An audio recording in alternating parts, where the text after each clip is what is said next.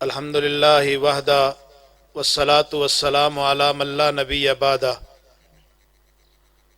اللہم صلی علی محمد وعلی آل محمد کما صلیت علی ابراہیم وعلی آل ابراہیم انکا حمید مجید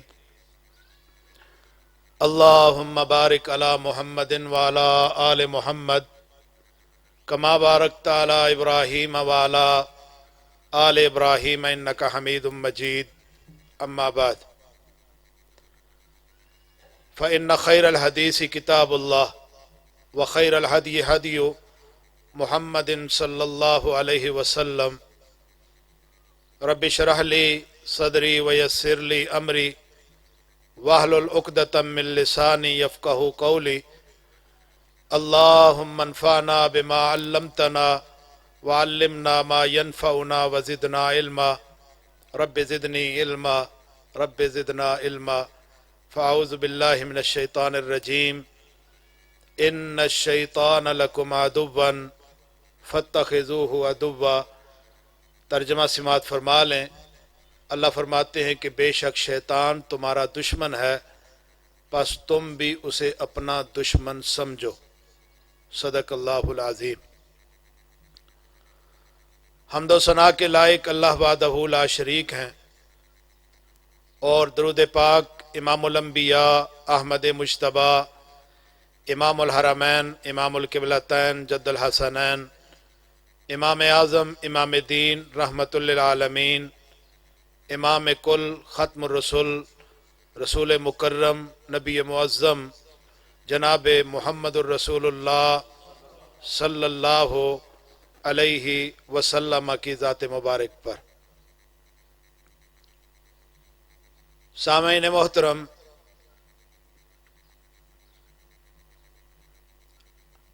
آج کی یہ کانفرنس اہل حدیث کانفرنس غالباً 13ویں کانفرنس ہے،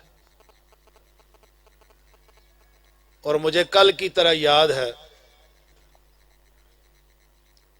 کہ جب میں اس پہلی کانفرنس میں شرکت کے لیے آیا تھا تو میں اکیلا تھا،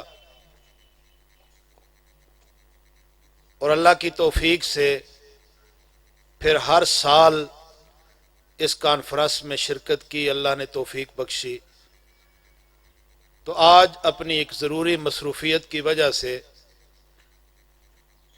میری وہ مصروفیت انتہائی ضروری تھی کہ میں یہاں پر حاضری دینا انتہائی مشکل تھا، تو میں نے ذہن میں یہ بات سوچی کہ اگر آج کی کانفرنس میں شرکت نہیں کروں گا تو یہ میرا ریکارڈ ٹوٹ جائے گا کہ 13 سال سے جو کانفرنس جس کی ابتدائی تقریب میں آیا تھا، آج کہیں میرا ناغہ نہ ہو جائے۔ تو میں جاتا ہوں، جناب عبید الرحمن بھائی سے گزارش کروں گا کہ مجھے جلدی بلا لیں تاکہ میں اگلے پروگرام میں شریک ہو سکوں۔ تو الحمدللہ اللہ نے میری یہ حاضری لگوا دی، اور اللہ سے دعا بھی گو ہوں کہ اللہ میری اس حاضری کو اپنی بارگاہ میں قبول و منظور فرما لے۔ قرآن حکیم کی یہ جو آیت کریمہ میں نے آپ احباب کے سامنے تلاوت کی ہے، اللہ فرماتے ہیں کہ شیطان تمہارا دشمن ہے، تم بھی اسے اپنا دشمن سمجھو۔ ایک دشمن کا تعارف جو انسانیت کا دشمن ہے اللہ خود کرواتے ہیں، اور اس شیطان سے انسان کی دشمنی کب سے ہے؟ قرآن اور حدیث کا مطالعہ کرنے سے معلوم ہوتا ہے کہ شیطان کی دشمنی انسان سے اتنی پرانی ہے کہ جتنی کی انسانیت پرانی ہے، اور میرے ساتھ دشمنی انسان کی اس وقت سے ہے جب سے میں پیدا ہوا ہوں۔ آپ کے ساتھ شیطان کی دشمنی اس وقت ہے جب سے آپ پیدا ہوئے ہیں، کیونکہ میں نے حدیث کا مطالعہ کیا، مجھے پتہ چلا کہ انسان جب پیدا ہوتا ہے تو بچہ روتا ہے، چیخ مارتا ہے، تو آپ نے کبھی سوچا ہوگا کہ یہ پیدا ہوتے ہوئے بچہ چیختا کیوں ہے، روتا کیوں ہے؟ تو حدیث ہمیں بتلاتی ہے کہ بچے کی پیدائش کے وقت شیطان اس پر اپنا ٹھپا لگاتا ہے، اس پنچ کی وجہ سے بچہ روتا ہے، اور اس شیطان کے ٹھپے سے، اس کی مہر پنچ سے دنیا میں کوئی انسان بھی نہیں بچا حضرت عیسیٰ علیہ الصلوۃ والسلام کے بغیر۔ حضرت عیسیٰ علیہ الصلوۃ والسلام پر شیطان نے وہ پنچ نہیں لگایا تھا، اور رسول اللہ صلی اللہ علیہ وسلم کو بھی وہ شیطان بہکا نہیں سکتا تھا، اس لیے کہ آپ کے ساتھ جو شیطان آیا تھا وہ آپ پر ایمان لا چکا تھا۔ باقی دنیا میں ہر ایک انسان جو اس پنچ سے نہیں بچ سکا۔ تو یہ شیطان کی دشمنی اتنی پرانی جتنی کہ انسانیت پرانی ہے۔ آپ قرآن و حدیث کا مطالعہ کریں، آپ کو پتہ چلے گا کہ اللہ نے زمین و آسمان بنائے، اور پھر اللہ نے حضرت آدم علیہ الصلوۃ والسلام کو جب بنانے کا ارادہ کیا تو اللہ نے فرشتوں سے مشورہ لیا کہ میرے فرشتوں، میرا دل چاہتا ہے کہ میں زمین پہ اپنا ایک نائب مقرر کر دوں، اسے بنا دوں۔ تو فرشتوں نے آگے سے کہا، کیا اللہ ایسے انسان کو بنانا چاہتے ہو کہ جو زمین میں فساد برپا کر دے گا؟ ہم آپ کی عبادت کے لیے تھوڑے ہیں۔ قرآن حکیم کی آیت اللہ فرماتے ہیں، وَإِذْ قَالَ رَبُّكَ لِلْمَلَائِكَةِ إِنِّي جَاعِلٌ فِي الْأَرْضِ خَلِيفَةً قَالُوا أَتَجْعَلُ فِيهَا مَن يُفْسِدُ فِيهَا وَيَسْفِكُ الدِّمَاءَ وَنَحْنُ نُسَبِّحُ بِحَمْدِكَ وَنُقَدِّسُ لَكَ قَالَ إِنِّي أَعْلَمُ مَا لَا تَعْلَمُونَ۔ اللہ نے فرشتوں کو کہا کہ جو مجھے پتہ ہے وہ تمہیں نہیں پتہ۔ مختصر کہ اللہ نے آدم علیہ الصلوۃ والسلام کو بنا دیا، آدم بن گئے، پھر اللہ نے آدم کو چند نام سکھلائے، فرشتوں کے سامنے لا کر کھڑا کر دیا، فرشتوں کو کہا ان چیزوں کے ناموں کے بارے میں بتلاؤ۔ فرشتوں نے لا علمی کا اظہار کیا، یا اللہ ہمیں ان چیزوں کا علم کہاں سے ہو سکتا ہے جو علم آپ نے ہمیں دیا ہی نہیں، ہمیں کوئی نہیں پتا۔ اللہ نے آدم کو کہا، آدم آپ ان چیزوں کے نام بتلائیں۔ حضرت آدم علیہ الصلوۃ والسلام نے وہ نام بتلائے جو اللہ نے سکھائے تھے۔ تو اس کے بعد اللہ نے سب کے سب کو کہا کہ سجدہ ریز ہو جاؤ آدم کے لیے۔ قرآن حکیم کی آیت اللہ فرماتے ہیں، وَإِذْ قُلْنَا لِلْمَلَائِكَةِ اسْجُدُوا لِآدَمَ وَإِذْ قُلْنَا لِلْمَلَائِكَةِ اسْجُدُوا لِآدَمَ فَسَجَدُوا إِلَّا إِبْلِيسَ أَبَىٰ وَاسْتَكْبَرَ وَكَانَ مِنَ الْكَافِرِينَ۔ جب اللہ فرماتے ہیں ہم نے کہا سارے کے سارے فرشتوں کے لیے کہ سجدہ ریز ہو جاؤ آدم کے لیے، سارے سجدہ ریز ہو گئے مگر ابلیس نے کہا جی نہیں، میں کیوں سجدہ کروں گا۔ یہاں پر دشمنی کا آغاز ہو رہا ہے۔ ابلیس کہتا ہے میں سجدہ نہیں کرتا۔ اللہ اکبر، کیوں نہیں کرتا؟ اللہ تو نے آدم کو مٹی سے بنایا، مجھے آگ سے بنایا، مٹی آسمان کی طرف پھینکی جائے وہ سیدھی نیچے زمین کی طرف آتی ہے، آگ کو زمین پر جلایا جائے وہ آسمانوں کی طرف جاتی ہے۔ آگ کا کام ہے اوپر جانا، مٹی کا کام ہے نیچے آنا۔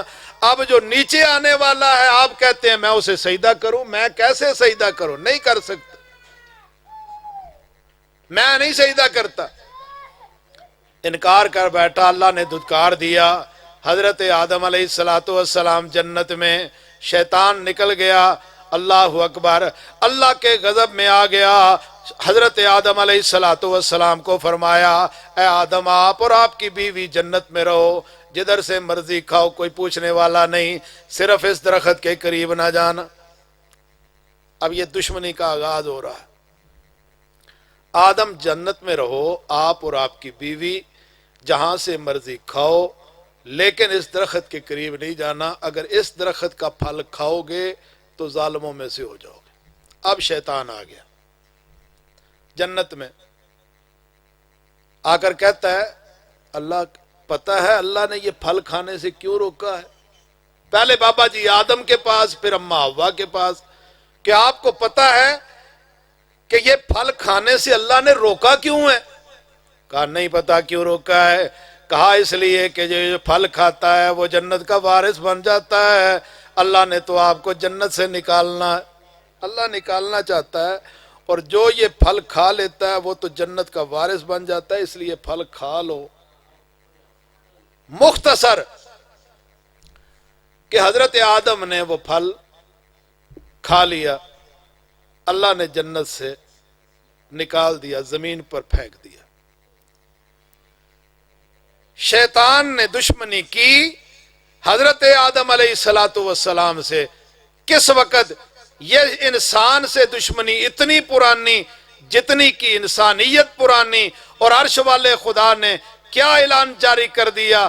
حضرت آدم علیہ السلام، اماں حوا زمین پر، آدم کہیں پہ، اماں حوا کہیں پہ، زندگی بسر ہو رہی ہے۔ ایک وقت آیا نبی آدم اللہ اکبر اللہ کے حضور، ربنا ظلمنا انفسنا وَإِن لَّمْ تَغْفِرْ لَنَا وَتَرْحَمْنَا لَنَكُونَنَّ مِنَ الْخَاسِرِينَ۔ اللہ اپنی جانوں پر ظلم کر لیے، اللہ اگر تو معاف نہیں کرے گا ظالموں میں سے ہو جاؤں گا۔ عرش والے خدا نے معاف کر دیا، اور رہتی دنیا تک لوگوں کو بتلا دیا، اللہ اکبر، لوگوں کو بتلایا شیطان تمہارا دشمن، اسے اپنا دشمن سمجھو۔ اگر کسی معاملے میں شیطان کے بہکاوے میں آ جاؤ، ڈٹ نہ جانا، حضرت آدم کی دعا یاد کر کے اللہ سے معافی مانگ لینا۔ جس رب نے تمہارے باپ آدم کو معاف کر دیا، وہ بھی شیطان کے بہکاوے میں آئے تھے، اللہ نے معافی کا قلم پھیر دیا، وہ اللہ تمہیں بھی معاف کر دے گا۔ لیکن یاد رکھنا شیطان ہے تمہارا دشمن۔ ان الشیطان لکم عدو فاتخذوہ عدوا، کہیں میرے اللہ نے فرمایا یا ایہا الذین آمنوا ادخلوا فی السلم کافہ، اے ایمان والے لوگو اسلام کے اندر پورے پورے داخل ہو جاؤ۔ ولا تتبعوا خطوات الشیطان، شیطان کے قدموں کی پیروی نہ کرنا۔ کس لیے نہ کرنا؟ انہ لکم عدو مبین، اس لیے کہ شیطان تمہارا دشمن ہے۔ یہاں اللہ نے فرمایا شیطان کے پیچھے نہ چلنا، وہ تمہارا دشمن ہے۔ وہاں اللہ نے فرمایا ان الشیطان لکم عدو فاتخذوہ عدوا، بے شک شیطان تمہارا دشمن ہے، تم بھی اسے اپنی دشمنی ظاہر کرو، جانو کہ وہ ہمارا دشمن ہے۔ اور رسول اکرم جناب محمد صلی اللہ علیہ وسلم نے فرمایا، حدیث میں آتا ہے، فرماتے ہیں الشیطان جاسم علی قلب ابن آدم، الشیطان جاسم علی قلب ابن آدم فاذا ذکر اللہ خنسا واذا غفل وسوسا۔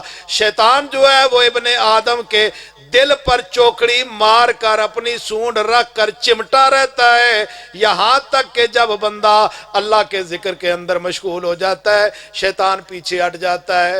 جب شیطان پیچھے ہٹ جاتا ہے اور جب انسان اللہ کے ذکر سے غافل ہو جاتا ہے، شیطان جو ہے وہ اسے اندر وسوسے ڈالنا شروع کر دیتا ہے۔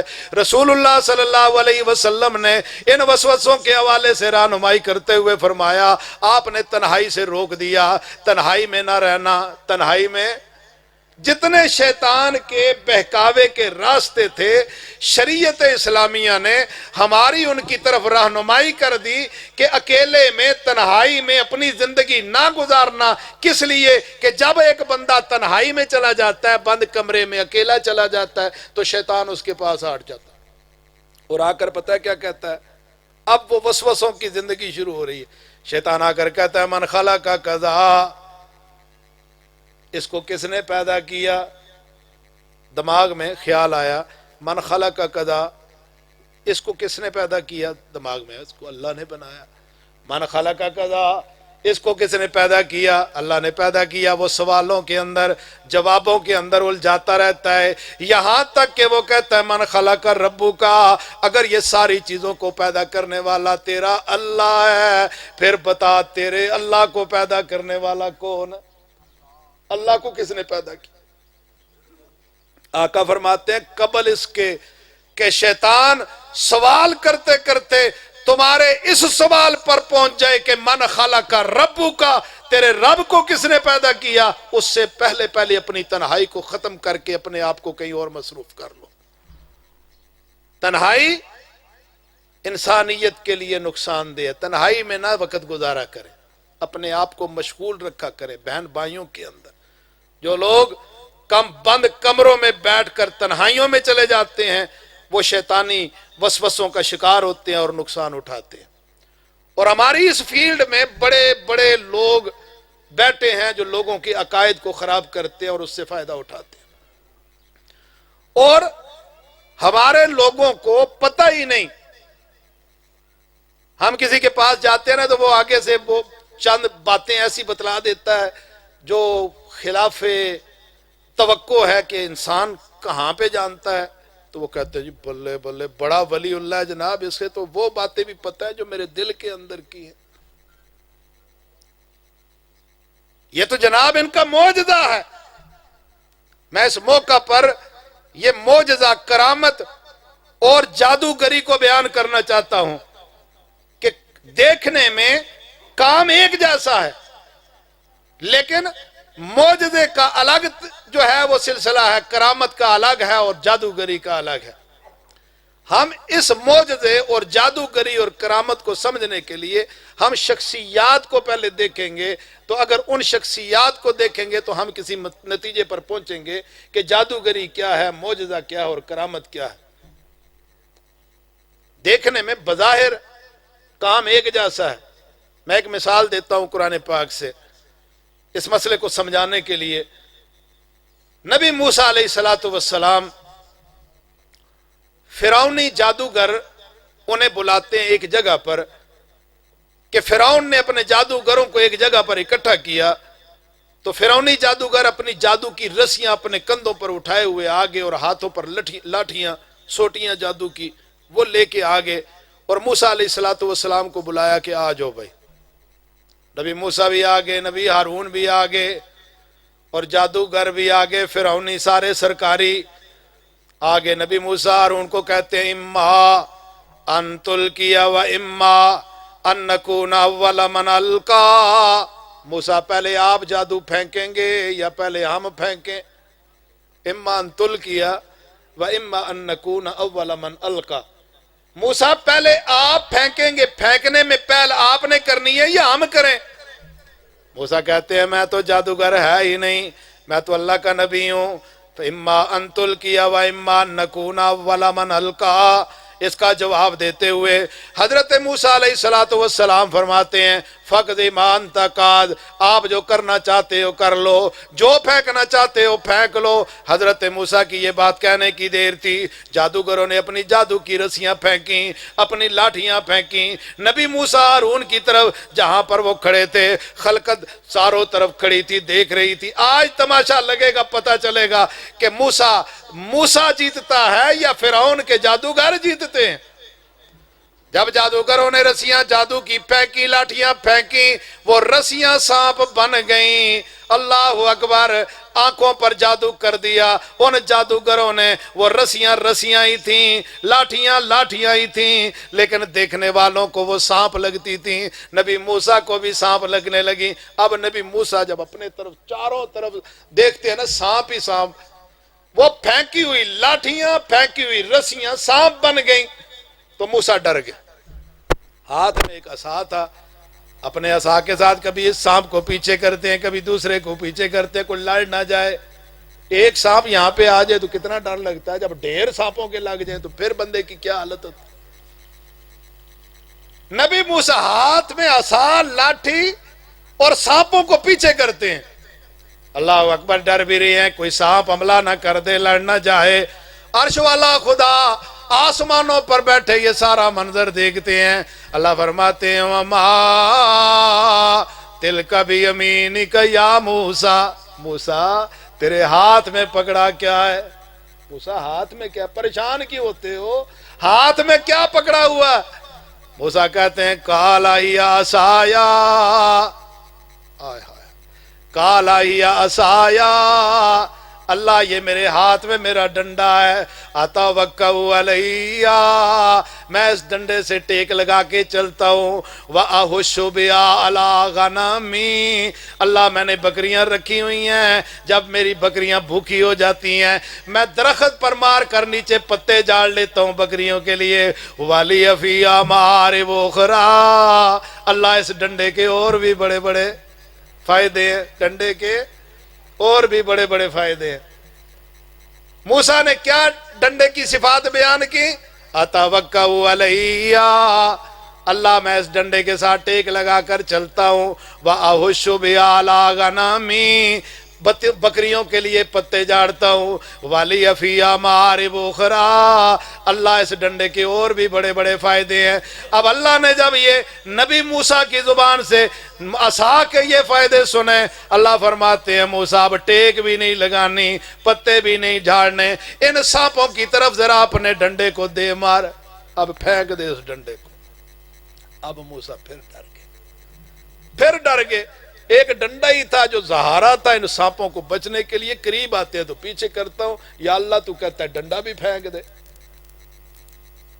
अल्लाह फरमाते हैं कुरान, अल्लाह फरमाते हैं काला अलकिहा या मूसा, ए मूसा अपने डंडे को फेंक दे। फअलकाहा फइदा ही हयतुन तसा, जब नबी मूसा ने डंडा फेंका, नबी मूसा देखता है, नबी हारून देखते हैं, सारी खलकत देखती है, फिरौनी जादूगर देखते हैं कि नबी मूसा ने डंडा फेंका तो वो भी सांप बन गया। वो तो छोटे छोटे सांप थे, नबी मूसा का सांप बड़ा सांप बन गया। अब आप यहां पर जरा रुक जाए। जादूगरों ने डंडे फेंके, सोटियां फेंकी तो सांप बने ना, क्यों नहीं बने? बने।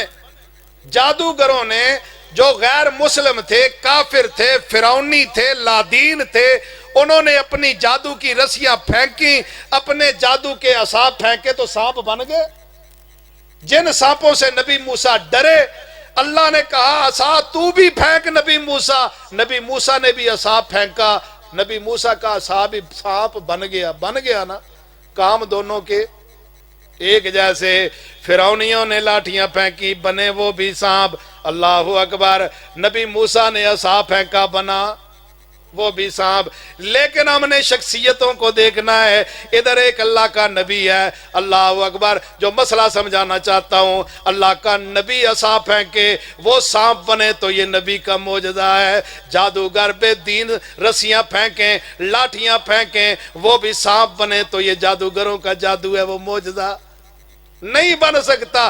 जादूगरों की जादूगरी में जो अमल होता है उसमें जादूगरी आती है।